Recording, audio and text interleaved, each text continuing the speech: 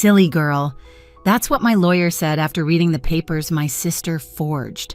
I was halfway through my morning coffee in London when he told me the condo my grandmother left me was gone. Sold, signed, stolen. My sister had turned my inheritance into her own payday, and the proof was sitting right there in front of me. I didn't scream. I didn't even hang up. I just stared at the window, watching the rain slide down like it already knew what I was about to do next. Because if my sister thought I'd stay quiet overseas, she had no idea what silence can do. I used to think distance protected me from family drama, from their constant comparisons, from the quiet looks that said I'd never be enough. Living in London gave me space to breathe, to build something of my own. My sister Malene stayed behind in Florida, married well, became the perfect daughter everyone bragged about at church. Mom adored her for it. And me, I was the dreamer who left. But there was one person who never made me feel small, Grandma Evelyn. She was sunlight in a world of cold approval. Every summer, she'd brew lavender tea on her balcony overlooking Tampa Bay. The ceiling fan would hum while she told me stories about how she learned to start over after Grandpa died. "Don't let life make you small, Lizzie," she'd whisper, squeezing my hand. "You're meant to take up space." That condo wasn't just property. It was her legacy, a place soaked with her scent, her laughter, her love. When she passed, she left me the deed, handwritten and signed with her soft cursive. It was her way of saying, "I see you, even if no one else does." After the funeral, Malene handled everything: the flowers, the paperwork, the estate meetings. She looked so composed in her cream dress, greeting relatives like a hostess instead of a grieving granddaughter. I thought she was being responsible. Turns out she was rearranging more than roses. Mom used to sigh over the phone. "You should be more like your sister. She has her life together." I'd bite my tongue, sip my coffee, and let the comment slide. I learned early that fighting for fairness in our family was like yelling into a hurricane. So when my lawyer called that morning, when he said the condo had already been sold, I felt something inside me shift. The shock was cold, precise, almost surgical. For a moment, I imagined Malene signing the papers with that polished smile of hers, the one she wore when she wanted everyone to believe she knew best. I opened my laptop, scrolling through the photos on my phone until I found one of Grandma and me on that same balcony. Her hand rested on mine. The sunlight caught the silver watch she always wore. My throat tightened. That condo was more than walls and keys. It was proof that someone once believed I was enough. And now my sister had turned it into cash. The drizzle outside grew heavier, tapping against the window like a warning. I closed my eyes and whispered to no one, "Grandma, I'm sorry. I should have protected what you gave me." Then my phone buzzed again, a new email from my lawyer. Subject line, "Inconsistencies found." My heart stilled, because deep down I already knew who was behind them. Douglas's voice carried across the crackling line. "Elizabeth, there's something off about these documents," he said. "The notary stamps don't match and the signature looks rehearsed." I pushed my chair back, staring at the screen in disbelief. "Rehearsed?" I asked, though I already knew the answer. He hesitated, then exhaled. "Silly girl," he muttered softly, not at me, but at whoever thought they could get away with this. "Your sister must have forged it." Those two words, "silly girl," cut deeper than he meant them to. They stuck in my head, repeating themselves until the meaning twisted. To him, it was an observation. To me, it was a challenge. My sister thought I was too naive, too distant, too trusting to notice. Maybe I had been, but not anymore. I minimized the call and opened my email. There it was, the scanned copy of Grandma's will that Douglas had sent months ago. The signature on the estate transfer looked similar, but not identical. The loops were tighter, the pressure heavier. Malene always pressed too hard when she wrote. She liked leaving marks. Outside, the rain hadn't stopped. Drops slid down the window in crooked lines, blurring the city. I felt the same blur inside me, rage and disbelief folding into something sharper. Grandma had once said, "If someone steals from you, they're not taking what's yours, they're revealing who they are." Now I finally saw who Malene really was. Douglas cleared his throat on the line. "Listen, Elizabeth, don't confront her yet. If she altered legal records, we'll need proof. I'll start pulling the property logs and payment files." You just stay quiet for now." I nodded, even though he couldn't see me. "Okay," I said, my voice flat, controlled. "Just find out how deep it goes." After he hung up, silence filled the apartment, the kind that hums in your bones. I stared at my hands trembling slightly over the keyboard. It wasn't just about the condo. It was about every dinner table where Malene had outshone me, every eye roll when I mentioned art school, every time Mom said, "You're too emotional." Maybe I was, but emotion was what made me human, and this time it was going to make me dangerous. I spent the next few hours digging through old emails, Grandma's letters, the digital scans, even old photos of her handwriting. Every stroke, every loop became evidence. When I compared them side by side, there it was, the difference clear as daylight. The forged signature looked almost perfect. Almost. That almost would destroy her. By midnight, I was surrounded by papers and empty mugs. I sent Douglas the images and typed one final line before hitting send. She thought I wouldn't notice. She was wrong. My phone buzzed almost immediately, a notification from a blocked number. A text. "You've been asking questions." I froze. The message had no name, no punctuation, just that one sentence. My breath caught, pulse pounding. I typed back, "Who is this?" No reply. Just 3 dots appearing, then disappearing. The next morning, my phone rang again. The screen flashed a name I hadn't seen in months. Malene. For a full minute, I stared at her name glowing on my screen. Part of me wanted to ignore it. The other part, curiosity, anger, maybe both, made me swipe to answer. "Liz." Her voice burst through sugary and loud. "You won't believe how busy I've been. I finally sold Grandma's condo. Closed the deal last week." My fingers tightened around the phone. "You sold it?" "Yep," she said proudly. "Cash offer. $320. The realtor said I handled it like a pro. Anyway, I wanted to thank you for not getting in the way. I know all that legal stuff overwhelms you. I didn't speak. Not because I couldn't, but because if I did, my voice would tremble from fury. And hey," she continued, cheerful as ever, "I'm sending you $10,000 next week. I figured you could use a little help with rent over there." $10,000 from my inheritance. "Malene," I said slowly, "you do realize that condo was mine." She laughed lightly, like I'd made a joke. "Oh, come on. Grandma wanted it for both of us.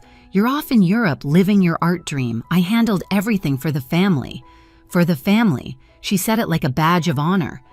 "You forged her signature," I said flatly. Her tone shifted sharper, colder. "Watch it, Liz. You don't know what you're talking about." I took a slow breath. "Actually, I do." Douglas found inconsistencies, stamps that don't exist, handwriting that doesn't match. Silence. Then a forced laugh. "You're being dramatic again. Maybe that lawyer of yours wants more money. Don't embarrass yourself." She hung up before I could answer. For a few seconds, I stood there staring at my reflection in the rain-streaked window. My heart wasn't racing, it was steady, terrifyingly steady. I replayed the call, pressed record, and saved the audio. Proof. Her arrogance had handed it to me. By the time I sent the file to Douglas, I was already writing another email. Proceed. Collect everything. When my mother called later that night, I almost didn't pick up. But guilt won. "Sweetheart," she said warmly, "I just spoke to Malene. She told me she sold Grandma's place. Such a relief to have that handled." "Handled?" I repeated, my voice trembling. "She's been working so hard," Mom went on. "You should be proud of her." Proud. I swallowed the bitterness in my throat. "Did she tell you who inherited it?" A pause. "She said it was divided equally." I closed my eyes. "That's not true, Mom. Grandma left it to me." "Oh, Elizabeth." She sighed, tired already. "Why start drama? Your sister's done everything right. Please just let it go." The call ended before I could respond. For a long time, I stood in the quiet, surrounded by the hum of my fridge and the low hiss of London rain. They thought I was emotional, unstable, the silly girl who ran off chasing art instead of real life. But real life was about to find them. I opened a new folder on my computer and labeled it Truth. Inside, I began dropping files, recordings, letters, comparisons. This time, I wasn't just keeping evidence. I was building a reckoning. Douglas called 3 days later. His tone brisk, controlled the way it gets when something big is about to drop. "Elizabeth," he said, "we've filed the fraud report. The court issued a freeze on the proceeds from the sale. Maline's about to find out." I pressed the phone against my ear, my heart steady. Then I guess we wait. But we didn't wait long. By noon, my phone started buzzing nonstop, one call after another. Maline. I let them ring out, watching the notifications pile up like proof of guilt. 10 missed calls, then 15, then 20.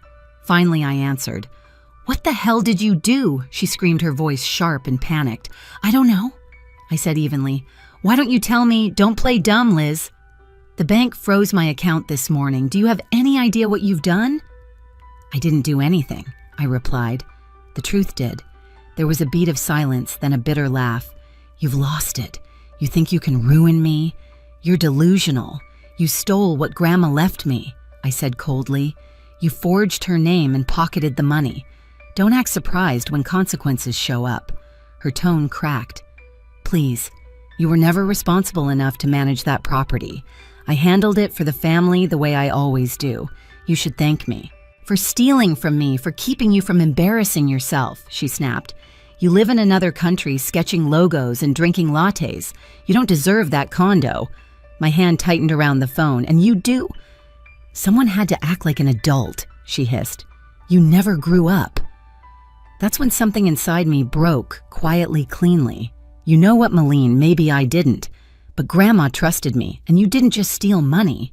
You stole her memory." She hung up. The silence after her disconnect felt heavier than her voice. Minutes later, my phone buzzed again. "Mom, Elizabeth, what's going on?" Her voice was tight, panicked.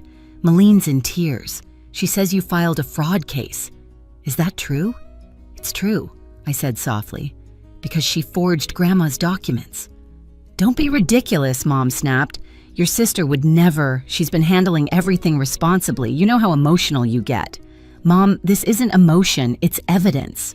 Douglas verified the signatures. She admitted it on the phone. "You recorded your sister?" "Yes," I said the word slicing through the air.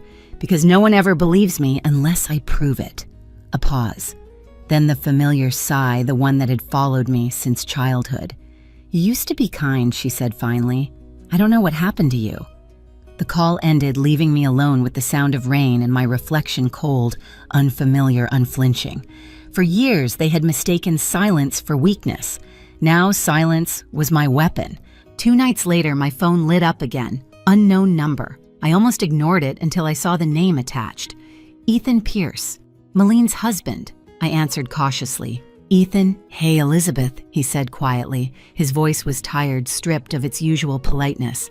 "I hope I'm not crossing a line, but I think you deserve to know the truth." I stayed silent. "I didn't know what she'd done," he continued. "She told me you'd given up your claim. I didn't ask questions, but after everything blew up, the frozen account, the bank calls, I started checking things myself. And," he exhaled, "she forged it, Elizabeth. The will, the notary, everything. She said you wouldn't notice from overseas. I confronted her yesterday. She broke down, said she deserved it more. She spent part of the money on a new house. It's gone." The world went quiet around me.